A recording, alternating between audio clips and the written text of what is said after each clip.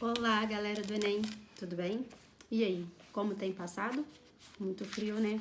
Aqui na minha casa é um gelo. Então, hoje nós vamos dar continuidade à nossa aula anterior, que foi quando eu falei do capítulo 4 sobre as figuras de linguagem e outros recursos expressivos. Lembram disso? Deixei os exercícios para vocês fazerem, mandei fotos e hoje nós faremos a correção dos mesmos, tá bom? Então vamos lá? Na página 49, nós temos o primeiro exercício com o poema Cidade Grande, de Drummond. E o poema diz assim: Que beleza, Montes Claros! Como cresceu Montes Claros! Quanta indústria em Montes Claros! Montes Claros cresceu tanto, ficou urbe tão notória, prima rica do Rio de Janeiro, que já tem 5 favelas, por enquanto, e mais promete. Entre os recursos expressivos empregados no texto, o que se destaca? Quando fala do crescimento de Montes Claros, quando cita, junto ao crescimento, o número de favelas também, qual dos recursos estilísticos Drummond se apropria? A resposta correta, meus amores, é a letra C, ironia.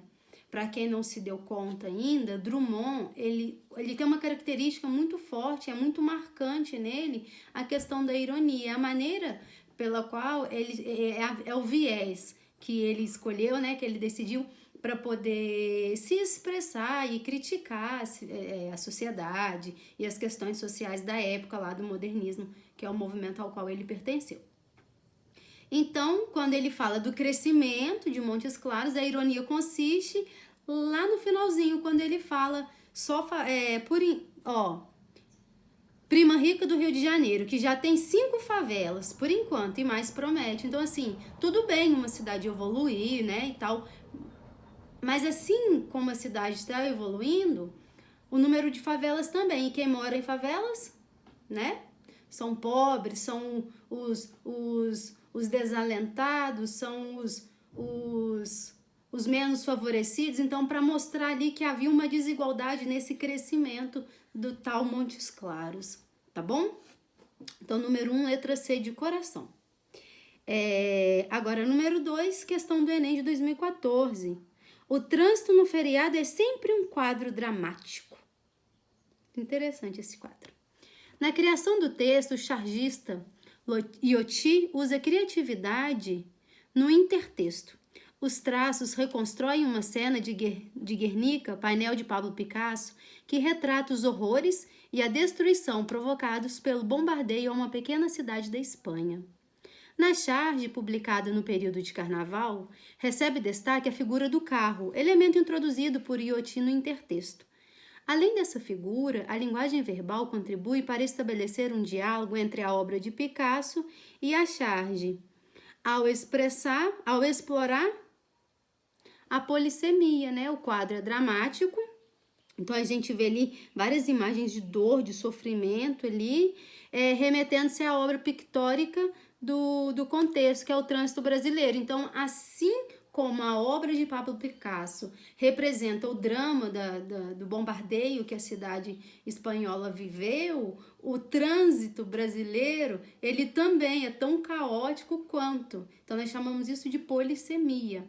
É um intertexto, né? É um texto criado em cima de outro. E esse texto nem sempre precisa ser verbal. O não verbal também funciona, como, por exemplo, a charge. Tá ok? Então, número 2, resposta correta é de escola. Número 3, o negócio. Grande sorriso do canino de ouro, o velho Abílio, propõe às donas que se abastecem de pão e banana.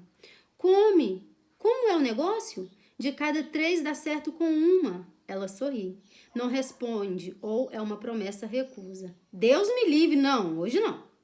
Abílio interpelou a velha. Como é o negócio? Ela concordou e o que foi melhor, a filha também aceitou o trato. Com a dona Julietinha foi assim, ele se chegou.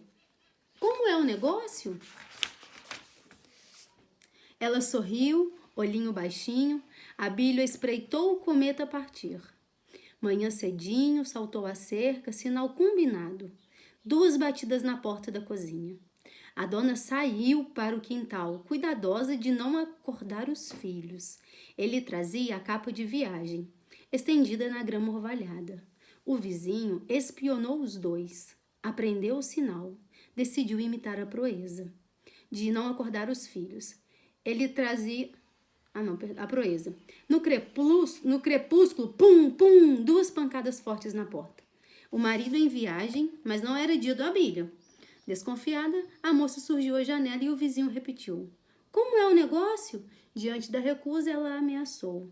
Então você quer ver o velho e não quer o moço?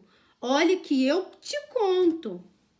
Quanto à abordagem do tema e aos recursos expressivos, essa crônica tem caráter de quê? Descabelei, caiu aqui o coque. Tem um caráter irônico de novo, gente. Sabe por quê? Porque ela está apresentando a malícia e a convivência entre os vizinhos. É isso. É questão de interpretação textual, né? Existia uma malícia ali. Ele ficava batendo na porta e perguntando, como é o negócio? Que negócio? Que negócio era esse? Pensem vocês. Eu não tô afim de pensar nisso hoje, no negócio. Então, a resposta correta da número 3 é a C, de coração, tá bom? A ironia é uma figura de linguagem muito presente na literatura. Até porque a gente fala da literatura e ela sempre sofreu com a censura, né? Sempre teve censura.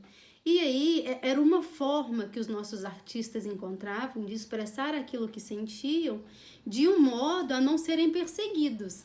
Então, a ironia consistia nisso, falar uma coisa querendo dizer outra, e o importante era o público compreender a mensagem, entender aquilo que se queria dizer, tá bom? Vamos para o número 4, receita. Tome-se um poeta não cansado, uma nuvem de sonho e uma flor.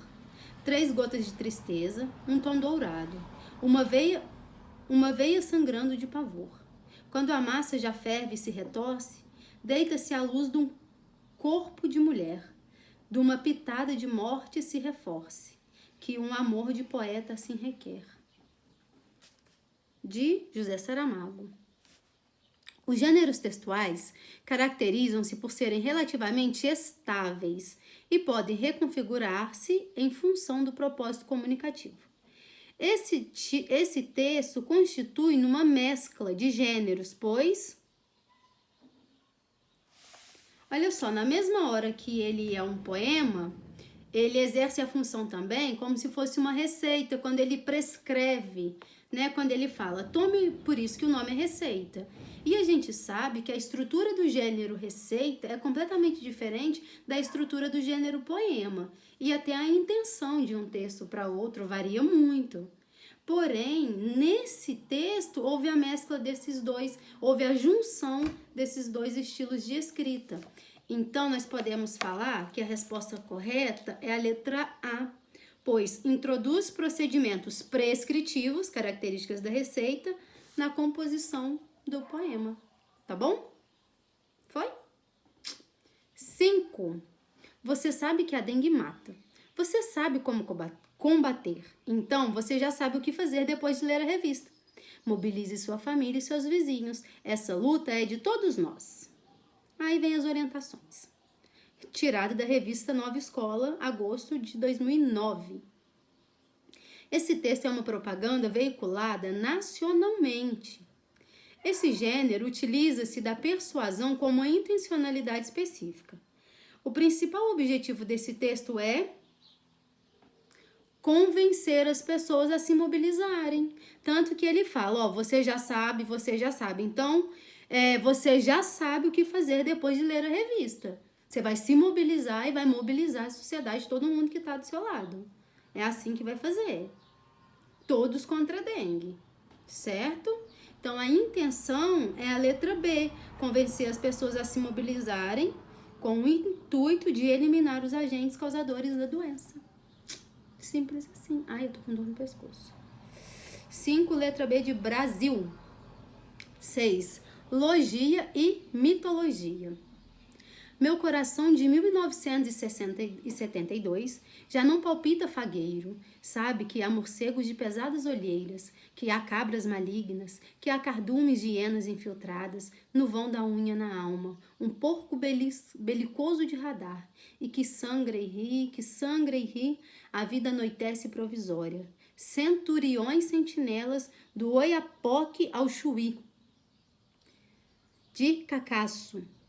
O título do poema explora a expressividade de termos que representam o conflito do momento histórico vivido pelo poeta na década de 1970. Nesse contexto, só conseguiria resolver essa questão quem tivesse familiarizado com o contexto da época de 1970. E são em questões como essa que o Enem derruba o infeliz do candidato. Porque, na maioria das vezes, o candidato está só preocupado em fazer uma boa redação, o candidato está só preocupado em estudar estratégias de achar as respostas corretas, mas não adianta ter técnica se não tiver conhecimento de mundo. Precisa ter um conhecimento de mundo, precisa ter uma noção básica, pelo menos, tá bom? Então, a resposta correta é a letra D.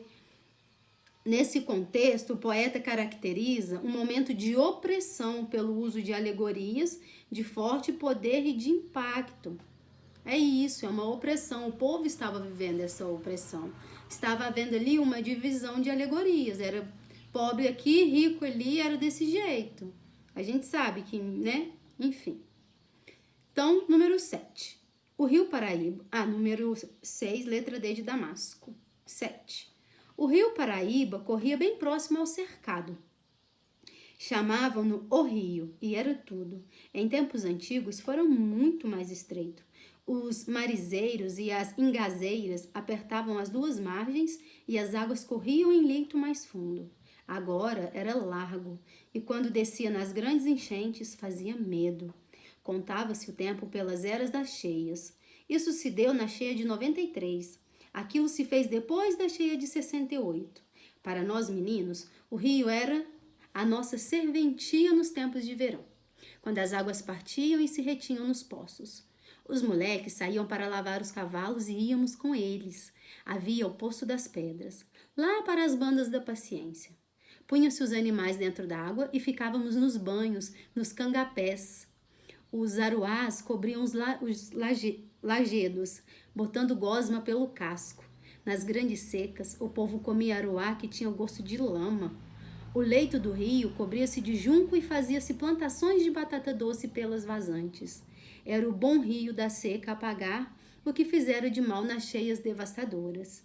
E quando ainda não partia a corrente, o povo grande do engenho armava banheiros de palha para o banho das moças. As minhas tias desciam para a água fria do Paraíba, que ainda não cortava sabão. Meus verdes anos, José Lins do Rego. Era o bom rio da seca a pagar o que fizera de mal nas cheias devastadoras. A função poética da linguagem tem o seu foco na própria mensagem e nos elementos que na sua elaboração concorrem com a expressividade do texto que se vê valorizado por construções da linguagem figurada. O trecho acima destacado do texto de José Lins do Rego exemplifica a referida função porque nele ocorrem figuras como antítese, por exemplo, aquela oposição entre o bom e o mal, entre a seca e as cheias. Ele faz isso o tempo todo. Isso é uma antítese, né? Oposição de ideias presentes no mesmo texto. E justificando também. E tem a personificação, quando ele caracteriza o rio com características de seres humanos. Quando fala, por exemplo, era o bom rio da seca. Bondade. Bondade é uma característica de ser humano e o rio era considerado bom. Então, personificação por isso e antítese por essa contraditoriedade que existe nessa oposição de ideias. Seca e cheias, bom e mal, tá bom? Então a resposta correta é a letra C de coração, tá bom? Vamos agora jogar limpo, questão 8. Argumentar não é ganhar uma discussão a qualquer preço. Convencer alguém de algo é, antes de tudo, uma alternativa à prática de ganhar uma questão no grito ou na violência física ou não física. Não física, 2 pontos. Um político que mente descaradamente pode cativar eleitores. Uma publicidade que joga baixo pode constranger multidões a consumir um produto danoso ao ambiente. Há manipulações psicológicas não só na religião. E é comum pessoas agirem emocionalmente porque vítimas de ardilosa e cangoteira sedução. Embora a eficácia a todo preço não seja argumentar, tampouco se trata de admitir só verdades científicas. Formar opinião apenas depois de ver a demonstração e as evidências como a ciência faz. Argumentar é matéria da vida cotidiana, uma forma de retórica, mas é um raciocínio que tenta convencer sem se tornar mero cálculo manipulativo e pode ser rigoroso sem ser científico. No fragmento, opta-se por uma construção linguística bastante diferente em relação aos padrões normalmente empregados na escrita. Trata-se da frase não física, 2 pontos, ao invés de colocar os 2 pontos, né? Nesse contexto, a escolha pode se representar por extenso sinal de pontuação que deveria ser utilizado. É um recurso linguístico, a resposta correta, letra C, que promove satisfatoriamente a sequenciação de ideias, introduzindo apostos exemplificativos. O ideal, o correto, era apresentar os 2 pontos, a pontuação. Porém, ao invés disso, escreveu a expressão. E isso mudou em que a relação de sentido do texto? Absolutamente nada. Porque os apostos vieram depois e fizeram a sua função como teriam feito se tivesse a presença dos 2 pontos ali. Acabou. É regra gramatical. Isso nem tinha que estar na literatura. Regra gramatical. Linguagem, língua portuguesa. Tá bom? 8, letra C de coração novamente. Galinha cega. O dono correu atrás de sua branquinha, agarrou-a, lhe examinou os olhos. Estavam direitinhos, graças a Deus, e muito pretos. Soltou-a no terreiro e lhe atirou mais milho. A galinha continuou a bicar o chão desorientada. Atirou ainda mais com paciência, até que ela se fartasse. Mas não conseguiu, com um gasto de milho, de que se outras se aproveitarem, atinar com a origem daquela desorientação. Que é que seria aquilo, meu Deus do céu? Se fosse efeito de uma pedrada na cabeça e se soubesse quem havia mandado a pedra, algum moleque da vizinhança, aí nem por sombra imaginou que era cegueira irremediável que principiava. Também a galinha, coitada, não compreendia nada, absolutamente nada daquilo, porque não vinham mais os dias luminosos em que procurava a sombra das pitangueiras. Sentia ainda o calor do sol, mas tudo quase sempre tão escuro. Quase que já não sabia onde é que estava a luz, onde é que estava a sombra. João Guimarães. Ao apresentar uma cena em que o menino atira milho às galinhas e observa com atenção uma delas, o narrador explora um recurso que conduz a uma expressividade fundamentada na apropriação de diversos pontos de vista. Ele, quando estava analisando a galinha e o comportamento dela, ele estava tentando criar uma construção de sentido para explicar o porquê da galinha estar agindo daquela forma. Será que foi um garoto? Será que não foi? O que será que está acontecendo? Então, na verdade, é uma apropriação de diversos pontos de vista, diversas maneiras de pensar, tá bom? Resposta correta, da 9, D de Damasco. Falo Damasco, mas eu detesto Damasco. Mas é porque eu não posso falar D de dado, demônio. Não posso. Número 10. Não menos importante. Até porque é do Machado de Assis. Talvez pareça excessivo o escrúpulo do Cotrim, a quem não souber que ele possuía o caráter ferozmente honrado. Eu mesmo fui injusto com ele durante os anos que se seguiram ao inventário de meu pai. Reconheço que era um modelo, arguiam-no de avareza, e cuido que tinham razão. Mas a avareza é apenas a exageração de uma virtude, e as virtudes devem ser como os orçamentos. Melhor é o saldo que o déficit. Como era muito seco de maneiras, tinha inimigos que chegavam a acusá-lo de bárbaro. O único fato alegado neste particular era o de mandar com frequência escravos ao calabouço, de onde eles desciam a escorregar sangue. Mas, além de que ele só mandava os perversos e os fujões, ocorre que, tendo longamente contrabandeado em escravos, habituara-se, de certo modo, ao trato um pouco mais duro que esse gênero de negócio requeria. E não se pode honestamente atribuir à índole original de um homem o que é puro efeito de relações sociais. A prova de que Cotrim tinha sentimentos pios encontrava-se no seu amor aos filhos e na dor que padeceu quando morreu Sara, dali a alguns meses. Prova irrefutável, acho eu, e não única. Era tesoureiro de uma confraria, irmão de várias irmandades, e até irmão remido de uma destas, o que não se coaduna muito com a reputação da avareza. Verdade é que o benefício não caíra no chão. A irmandade de que ele fora juiz mandara-lhe tirar o retrato a óleo. Memórias Póstumas de Brás Cubas. A obra que inaugura, a obra que abre o realismo da literatura brasileira, Memórias Póstumas de Brás Cubas, condensa uma expressividade que caracteriza o estilo machadiano, a ironia, extremamente irônica. Descrevendo a moral de seu cunhado Cotrim, o narrador-personagem, Brás Cubas, refina a percepção irônica ao atribuir a efeito de relações sociais a naturalidade com que Cotrim prendiam e torturava os escravos. Então, ele é irônico quando ele diz que isso era um efeito das relações sociais, era normal. Não tinha nada de errado nisso, não. Tava tudo bem. Todo mundo fazia isso. Cotrim era uma pessoa boa, ele judiava dos escravos, mas é relação social, gente. Ele via os outros fazia também. É isso. A gente ainda vai falar de Machado de Assis, eu adoro falar sobre ele. Real, gosto muito. Então, a resposta correta da 10, letra B de Brasil, porque Machado é puramente irônico, inclusive ele ri da gente toda vez que a gente lê qualquer coisa sobre ele. Sim, ele rola no túmulo e ri da nossa cara. No mais, meus amores, é isso. Espero que tenham compreendido o conteúdo e se tiverem alguma dúvida, sabem como e onde me encontrar.